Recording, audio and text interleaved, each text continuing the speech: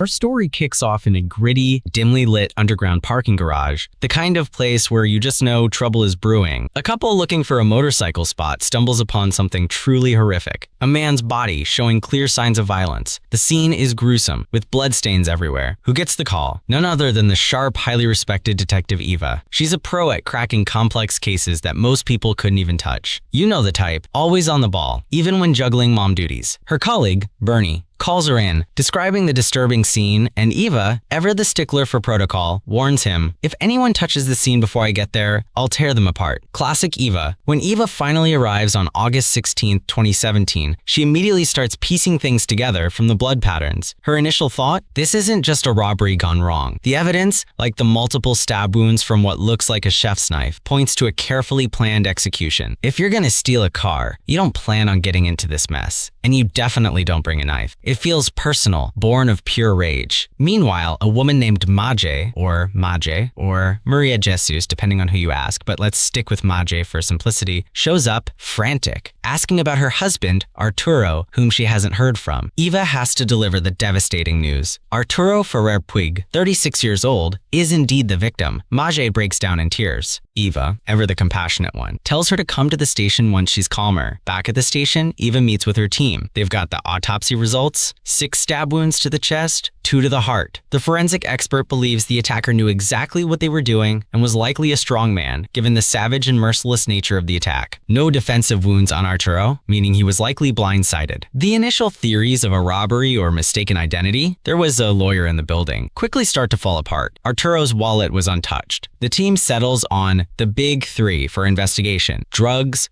money, and love. And boy, oh boy, does the love angle blow this case wide open. When Eva interviews Maje, something feels off. She seems too calm, scrolling on her phone. One of Eva's colleagues suggests she might be on sedatives, but Eva's gut tells her something else. Maje mentions a female coworker of Arturo's had been harassing him, but then Maje's closest friend, Sonia, spills the beans during her interview. Turns out Arturo was pretty controlling, always wanting to know where Maje was. To get around this, Maje would lie about having extra hospital shifts just to go out and party with Sonia. And here's the kicker. Sonia accidentally reveals that Maje had cheated on Arturo 2 months before they even got married with a guy named Daniel. Cue the dramatic music. This revelation is a massive red flag for Eva. She immediately suspects Maje might have orchestrated the murder, possibly for a life insurance policy or pension. Arturo's pension was 1,137 euros a month, which, for a 26-year-old widow, could be a significant lifetime payout. Eva requests authorization to tap Maje's phone calls, but her superior denies it, saying there isn't enough solid evidence yet. Eva manages to get access to Maje's past call logs and location data. Her gut screams that Maje hired someone to kill Arturo. Then comes the funeral. Maje is sobbing uncontrollably, but right in the middle of the service, Eva gets a call that changes everything. Maje lied about her alibi. She wasn't working at the hospital the night of the murder. Boom! Case takes a new turn. Eva confronts Maje at her parents' house. Maje apologizes and admits she was with Daniel that night. She confesses to having an affair and expresses fear that Arturo's family will find out now that he's dead. Eva, being the cool-headed detective she is, tells Maje not to lie again and promises to keep this secret. However, Eva soon discovers Daniel isn't Maje's only lover. The investigation uncovers multiple affairs with almost any man she was attracted to. She was married for just over a year and showed zero signs of grief over Arturo's death. Eva comes to a stark conclusion. Maje is guilty of Arturo's death. The real question now is, who held the knife? Oh, and here's a fun fact. Eva's colleague describes Maje as a textbook nympho, but Eva corrects him, saying, "She's not a nympho. I don't think it's about sex at all. She's constantly searching for validation, thinking people around her would accept her more as a grieving widow than as a divorcee." What a wild theory, right? We're then transported back in time to September 3rd, 2016, Maje and Arturo's beautiful wedding day. On the outside, it's a fairy tale, but behind closed doors, their marriage is already crumbling. Maje feels trapped, constantly seeking entertainment and validation. She lies about hospital shifts to sneak out with Sonia to nightclubs, flirting with everyone. She even has an affair with Andreas, a lover she supposedly cut ties with before the wedding. One night, Arturo tells Maje about a coworker who died in a car crash and how his life insurance policy would help the widow. Something clicks for Maje. In silence, she starts to formulate a plan to escape her marital prison. Shortly after, she meets Daniel at a nightclub and sleeps with him, lying that she's single. When she gets home at dawn, Arturo is there, completely unaware of her betrayal, planning a sweet surprise for her. The plot thickens when Arturo accidentally sees a message from Daniel on Maje's phone. Maje, panicking, locks herself in the bathroom, accusing him of violating her privacy. Arturo, calm at first, snaps when she keeps lying, threatening divorce and to kick her out of his house. Mage reminds him that renovations were paid for with her money, a detail that clearly stung Arturo. But the thought of being thrown out sends her into a rage. Later, at the hospital, Mage manipulates Andreas, one of her many lovers, by telling him Arturo is abusive and has been hurting her. She plays the victim, hoping he'll kill Arturo. But Andreas shuts her down, telling her to go to the cops if Arturo is violent. Classic move, playing the victim card.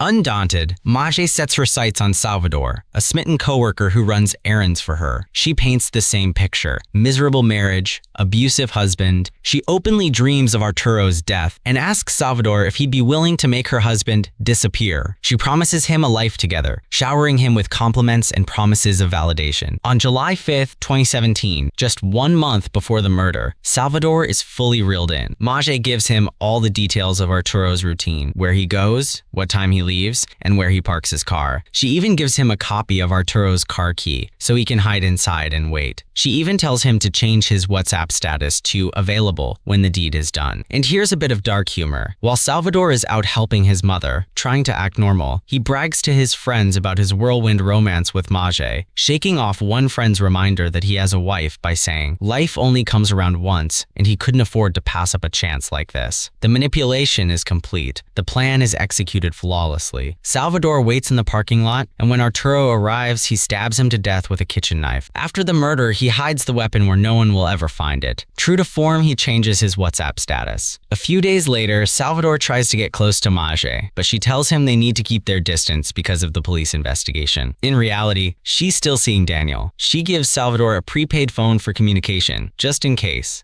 2 months later, on November 8th, 2017, Salvador finds steamy messages from Daniel on Mage's laptop while doing her a favor, confirming she has another lover. He calls Mage, panicked, admitting he spoke to a quote-quote friend about her affairs and the Italy trip. Mage freaks out, realizing her phone might be tapped. They agree to meet at the Tapas Corner. Eva, listening in, tracks them down and organizes a team to photograph them from a distance, finally gathering solid evidence. She also gets official authorization to tap both of Salvador's phones, convinced he will reveal the killer's identity. A heartbreaking turning point occurs when Eva's colleague Bernie is ambushed and seriously injured, later revealed to have been killed in the line of duty during a separate murder investigation. This hits Eva hard, and she's forced to grapple with a new commissioner who tries to sideline her from investigating Bernie's death, citing her closeness to him. Talk about adding insult to injury. Meanwhile, Arturo's family calls Eva for an update on the investigation. Eva, strategically, tells them they have a suspect's name, knowing full well Arturo's brother, Victor, will tell Mage. Just as expected, Mage goes on high alert. She tries calling Salvador, then rushes to her mother, confessing that a coworker obsessed with her was responsible, still claiming she had no idea. Her mother, with chilling calm, tells her, "What's done is done. Nothing will bring Arturo back. And it's certainly not up to us to be the judges of anything. Our Lord sees and hears everything, and he will on Judgment Day, and in the kingdom of heaven."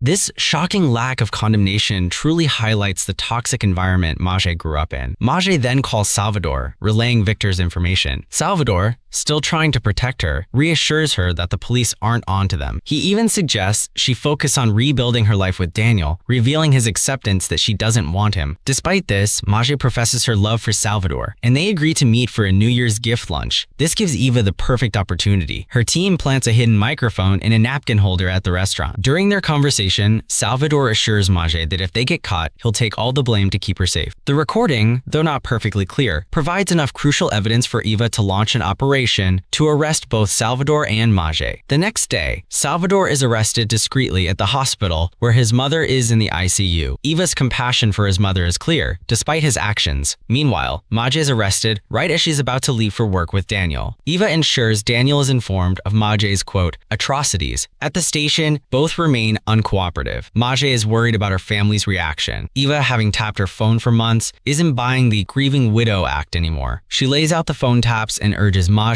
to tell the truth, listing her lovers. Daniel, Andreas, Salva, unbelievable, Eva says, with a sarcastic edge. Salvador, still blinded by his obsession, insists Mage knew nothing and that it was all his idea. Mage, for her part, claims Salvador is dangerously obsessed and acted without her knowledge. But Eva has the ultimate ace up her sleeve. She reveals that Arturo never abused Mage. Mage fabricated the abuse to manipulate Salvador into committing the murder. This revelation shatters Salvador's delusion. He realizes he was played for a naive fool. Eva even delivers a scathing line to Salvador, summing up his predicament. You could have gotten through your midlife crisis with a white sports car or a new piercing. But no, you went all in, and look where it got you. Ouch! The shocking final twist comes after their arrests. While awaiting trial in prison, Mage and Salvador exchange love letters. However, Mage quickly starts relationships with other inmates. When Salvador finds out, he is furious. In a final act of betrayal, he changes his statement, telling the truth. Mage planned everything and asked him to kill Arturo. In the end, both are sentenced to prison. Salvador receives 17 years, reduced for his cooperation. Mage is sentenced to 22 years, with her sentence increased due to her relationship to the victim. As for Eva, she leaves the homicide unit and returns to patrol duty, but the Valencia homicide unit's case resolution rate remains unmatched in Spain to this day. And that, my friends, is the insane, real-life inspired tale of a widow's game. It's a wild ride that proves sometimes the quietest tears hide the darkest secrets. What a movie.